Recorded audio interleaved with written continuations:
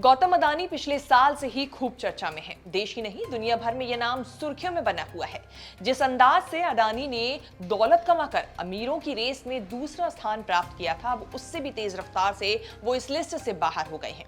कुछ महीनों पहले तक वो दुनिया के दूसरे सबसे अमीर शख्स थे, लेकिन अब वो टॉप 20 की लिस्ट से भी बाहर हो चुके हैं। ऐसे में अदानी मामले को विपक्ष ने सरकार के खिलाफ सियासी हथियार बना लिया है। कांग्रेस ने 6 फरवरी को देश के अलग अलग शहरों में LIC और SBI की ब्रांचों के बाहर विरोध प्रदर्शन करने का ऐलान किया है। लेकिन आपको बता दें कि अदानी अकेले ऐसे शख्स नहीं है जिनकी संपत्ति लगातार गिरती जा रही है। इनमें भारत के सबसे अमीर आदमी मुकेश अंबानी का नाम भी है। यानी दुनिया के 6 रईस और हैं जिनकी प्रॉपर्टी लगातार कम हो रही है। कौन है ये लोग, बात करेंगे इस रिपोर्ट में। नमस्कार, मैं हूं कीर्ति और आप देख रहे हैं न्यूज़ तक। दरअसल 24 जनवरी को आई अमेरिकी रिसर्च फर्म हिंडनबर्ग की रिपोर्ट में अदानी ग्रुप पर दुनिया की सबसे बड़ी कॉर्पोरेट धोखाधड़ी करने का आरोप लगाया गया था। इस रिपोर्ट में अदानी ग्रुप पर स्टॉक में हेरफेर, अकाउंटिंग फ्रॉड जैसे कई आरोप लगाए गए थे। हालांकि अदानी ग्रुप हमेशा से ही इन आरोपों को नकारता रहा है। इसके बाद से ही अदानी ग्रुप के शेयर लगातार गिरते जा रहे हैं और अब तक लगभग इस ग्रुप को 8 लाख करोड़ रुपए का नुकसान हो चुका है। ब्लूमबर्ग बिलियनियर इंडेक्स में गौतम अदानी शुक्रवार को 21वें स्थान पर आ चुके हैं, यानी टॉप 20 बिलियनियर की लिस्ट से वो बाहर हो चुके हैं। तो वहीं फोर्ब्स के मुताबिक शुक्रवार को अदानी की नेटवर्थ और कम होकर 56 अरब डॉलर रह गई। रिपोर्ट्स के मुताबिक इस साल अब तक अदानी ग्रुप को 59.2 अरब डॉलर का नुकसान हो चुका है और इसमें से करीब 52 अरब डॉलर महज बीते 10 दिनों में साफ हुए हैं। बात कर लेते हैं ऐसे 6 बिलियनियर लोगों की जो अपनी नेटवर्थ में लगातार गिरावट देख रहे हैं। सबसे पहले बात लैरी एलिसन की, जो IT कंपनी ओरेकल के फाउंडर हैं और इन्हीं के पास कंपनी के करीब 35% शेयर्स भी हैं।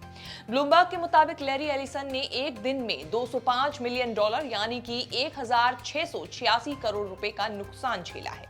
दूसरा बिलियनियर है कार्लोस स्लिम, जो कि लैटिन अमेरिकी की सबसे बड़ी टेलीकॉम कंपनी अमेरिका मोबाइल के मालिक हैं और मेक्सिको के सबसे रईस शख्स हैं। इनकी नेटवर्थ में 1.56 अरब डॉलर यानी कि 12,830 करोड़ रुपए की गिरावट देखी गई है। तीसरा शख्स कोई और नहीं बल्कि भारत का सबसे अमीर शख्स मुकेश अंबानी है, जो रिलायंस इंडस्ट्रीज के चेयरमैन हैं। अंबानी की नेटवर्थ में करीब आपको बता दें $695 मिलियन यानी कि 5,715 करोड़ रुपए की गिरावट आई। ब्लूमबर्ग बिलियनियर इंडेक्स में अंबानी 12वें स्थान पर हैं, जबकि फोर्ब्स की लिस्ट में वो 11वें स्थान पर हैं। चौथा शख्स है जिम वॉल्टन, जो कि वॉलमार्ट कंपनी के फाउंडर सैम वॉल्टन के छोटे बेटे हैं। वो अपने फैमिली के आरवेस्ट बैंक के चेयरमैन भी हैं। उनकी नेटवर्थ में $283 मिलियन यानी कि 2,327 करोड़ रुपए की कमी आ चुकी है। पांचवा अमीर शख्स है रॉब वॉल्टन, जो वॉलमार्ट फाउंडर सैम वॉल्टन के बड़े बेटे हैं। 1992 में अपने पिता के निधन के बाद कंपनी के चेयरमैन वो बने थे। ब्लूमबर्ग के मुताबिक उनकी नेटवर्थ $259 मिलियन यानी कि 2,130 करोड़ रुपए कम हो चुकी है। छठा रईस एलिस वॉल्टन है। वॉलमार्ट फाउंडर सैम वॉल्टन की ये बेटी हैं। Crystal bridges museum of American art की चेयरमैन भी हैं। एलिस वॉल्टन की नेटवर्थ में $244 मिलियन यानी कि 2,000 करोड़ रुपए की गिरावट आ चुकी है।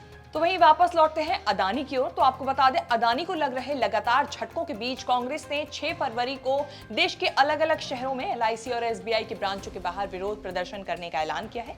ये सब इसीलिए क्योंकि इन बैंकों ने लाखों करोड़ों रुपए की रकम अदानी ग्रुप को लोन के तौर पर दी गई है, जिसके लिए जो विपक्षी पार्टियां हैं वो इसका विरोध कर रही हैं। The Congress party is decided to have a national-wide agitation on Monday throughout the district of this nation.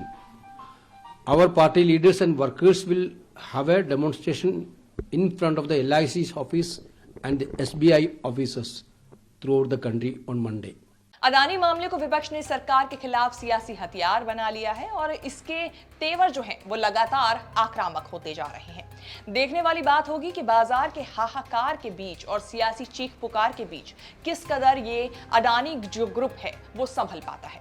आपको हमारी ये रिपोर्ट कैसी लगी, फीडबैक जरूर दें। देश विदेश से जुड़ी तमाम बड़ी खबरों के साथ अपडेट रहने के लिए देखते रहिए न्यूज़ तक।